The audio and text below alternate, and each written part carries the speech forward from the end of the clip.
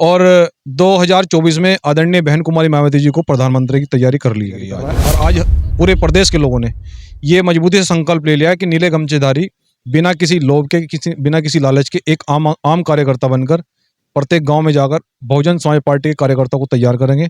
और मैं निश्चित रूप से कह सकता हूं कि जो साहब काशीराम जी ने सपना देखा था, उस सपने को मनजीत सिंह नोटियाल पूरा करेगा। आदरणीय बहन कुमारी मायावती जी को इस बार देश का प्रधानमंत्री बनाकर ही दम लेगा संगठन। जनता को पता लग गया कि एक ऐसी लीडर भी हमारे बीच में है जो देश का भला कर सकती है, देश को आगे ले जा सकती है, जो बहुजनों की अधिकारों की बात कर सकती है, आदिवासियों पर अत्याचार खत्म कर सकती है, दलित मुस्लिम पर अत्याचार खत्म कर सकती है। एक देश में ऐसी बेटी बहुजनों में है, बहन कुमारी मायावती। उनको पता लग गया, अगर हमारे समाज को चैनलों पर, बहन जी को चैनलों पर चलाना शुरू कर दिया तो बहुजन समाज सजग हो जाएगा कि हाँ बहन जी आने वाली है। तो इसलिए मीडिया पर बिल्कुल भी भरोसा नहीं। जो नीतीश कुमार जी के नेतृत्व में जो गठबंधन बनाया जा रहा है, आप मुझे बताइए कि नीतीश कुमार जी बीजेपी को हरा सकते हैं? बिहार के अलावा कहाँ उनके विधायक है, कहाँ उनके एमपी हैं, कहाँ राज्यसभा सांसद है उनके? भीम आर्मी के साथ है, आजाद समाज पार्टी के साथ, सारे नीले गमछे वाले जो युवा है वो तो भीम आर्मी के साथ, चंद्रशेखर के साथ दिख रहे हैं। साथ जय भीम, मैं हूं इंजीनियर स्नेहा और आप देख रहे हैं नेशनल चौपाल। इस वक्त हम हैं लखनऊ के डॉक्टर बाबा साहब भीमराव अंबेडकर पार्क में, जहां पर आज हमारे साथ मौजूद है भीम आर्मी के चीफ मनजीत सिंह नोटियाल,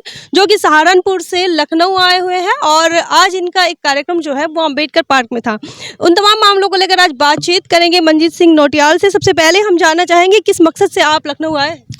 देखिए, आज भीम आर्मी जय भीम संगठन का एक कैडर बुलाया गया था, जिसमें कि उत्तर प्रदेश के संभाग, प्रदेश और मंडल, जिले और विधानसभा के लोग आए थे और पूरे उत्तर प्रदेश से लोग आए। आज कैडर को बहुत मजबूत किया गया और 2024 में आदरणीय बहन कुमारी मायावती जी को प्रधानमंत्री की तैयारी कर ली गई आज। तो भीम आर्मी एक आपका जो संगठन है, भीम आर्मी जय भीम जी, और एक संगठन भीम आर्मी एकता मिशन कांशीराम ऐसे करके वो आजाद समाज पार्टी, उसमें क्या डिफरेंस है? उसमें डिफरेंस इतना है कि वो राजनीति कर रहे हैं और हम लोग जो है ना बहुजन मूवमेंट चला रहे हैं।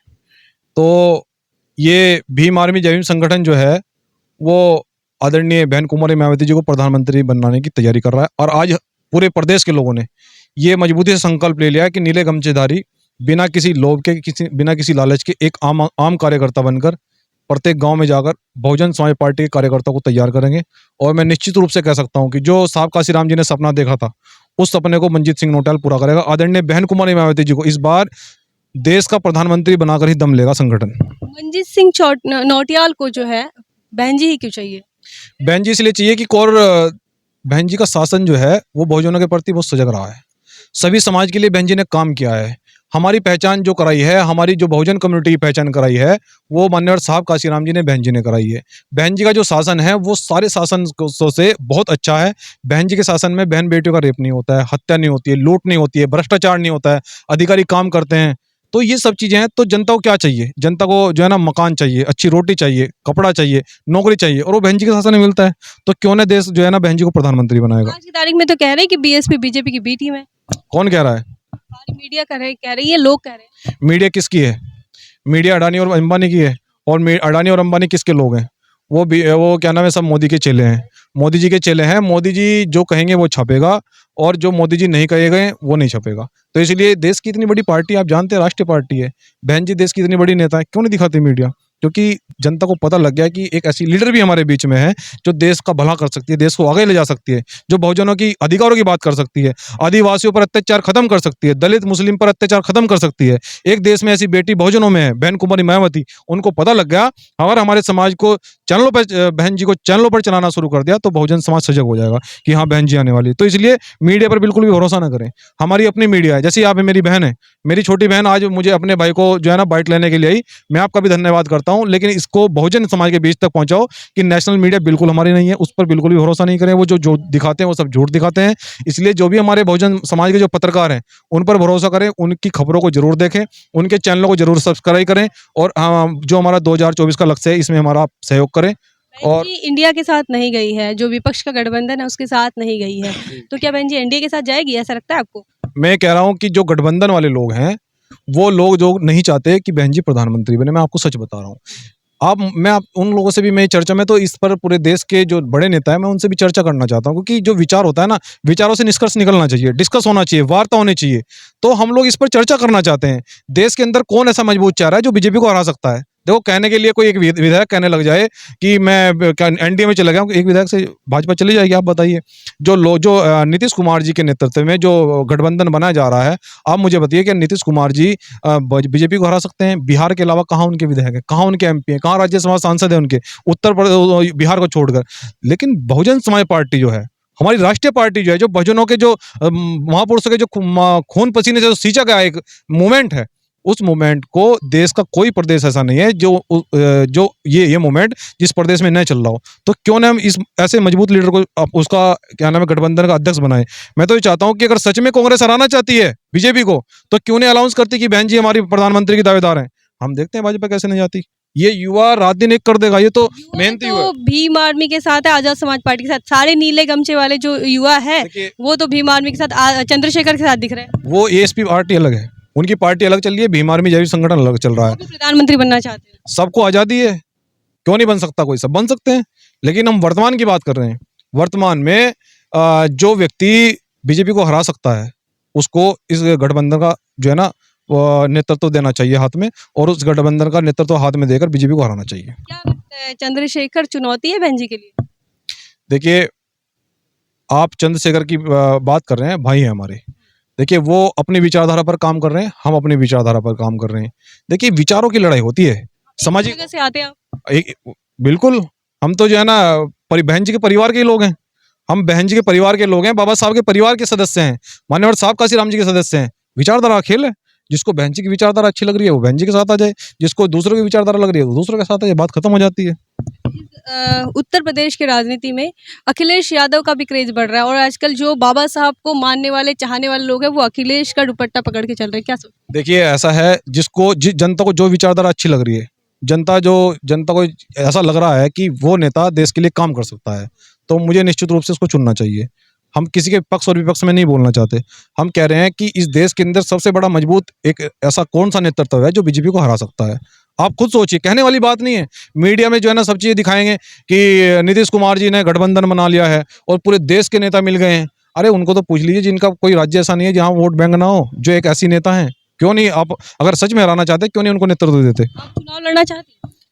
चुनाव ये समाज तय करेगा, मैं चुनाव नहीं लड़ना चाहता। लेकिन अगर संगठन जो है ना और समाज कहेगा, बहन जी का आदेश होगा, तो उसके बारे में संगठन सोचेगा। कहीं आप आजाद समाज पार्टी की तरह अलग पार्टी बनाने का कोई विचार? बहन जी हमारी नेता बहन जी है, और बहन जी नेता है तो बहन जी के लिए काम किया जा रहा है।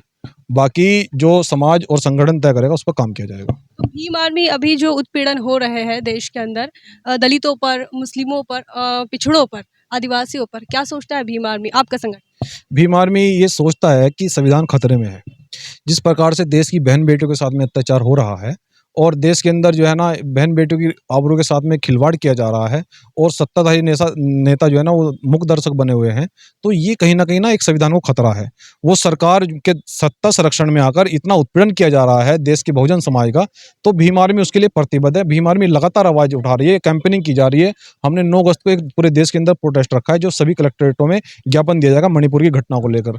हम ये कहना चाहते हैं कि जहां भी उत्पीड़न होगा, देश के अंदर जनता का जहां भी उत्पीड़न होगा, उनका बहिष्कार होगा या उनका तिरस्कार किया जाएगा, तो भीम आर्मी जय भीम संगठन उनकी आवाज को सड़कों पर निकलकर उठाएगा। देखिए, भीम आर्मी जय भीम संगठन के माध्यम से क्या समाज के अंदर जो वातावरण तैयार हो रहा है, जो भाईचारा को ठेस पहुंचा रहा है, जैसे नूह में हुआ, हिंदू मुसलमान मामला हो रहा है, क्रिश्चियन और नॉन क्रिश्चियन मामला हो रहा है, हिंदू और क्रिश्चियन वर्सेस दिखाया, क्या भीम आर्मी के माध्यम से भी लगातार समाज के अंदर ऐसा कहा जाता है कि वो समाज को प्रोत्साहित करते हैं कि वो आने वाले समय में वो दंगे करे?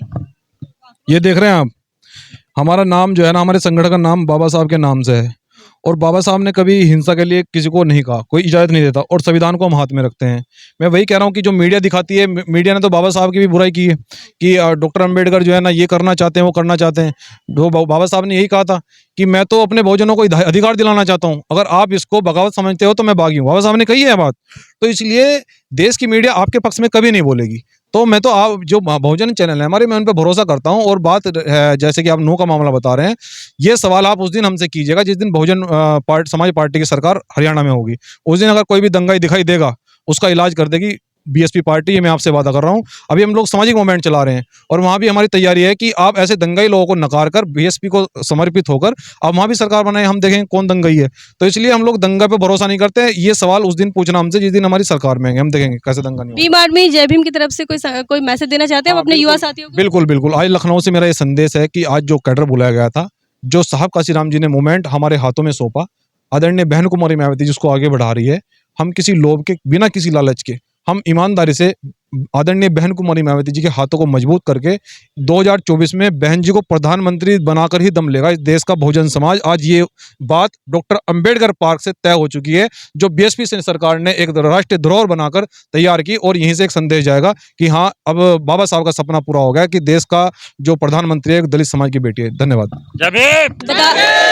बता दें कि यहाँ पर जो है भीम आर्मी जय भीम इस संगठन के माध्यम से एक बड़ी सभा बुलाई गई थी, जहाँ पर इन्होंने इस सभा में यह फैसला किया गया है कि आने वाले 2024 के लिए बहन कुमारी मायावती जी को कैसे प्रधानमंत्री बनाया जाए। ये तमाम मामलों को लेकर यहाँ पर भीम आर्मी जय भीम संगठन की तरफ से राष्ट्रीय अध्यक्ष मंजीत सिंह नौटियाल मौजूद हुए थे और बहन मायावती जी को प्रधानमंत्री बनाने का बड़ा ऐलान करके गए। आपका क्या सोचना है इस पर कमेंट सेक्शन में जरूर लिखें।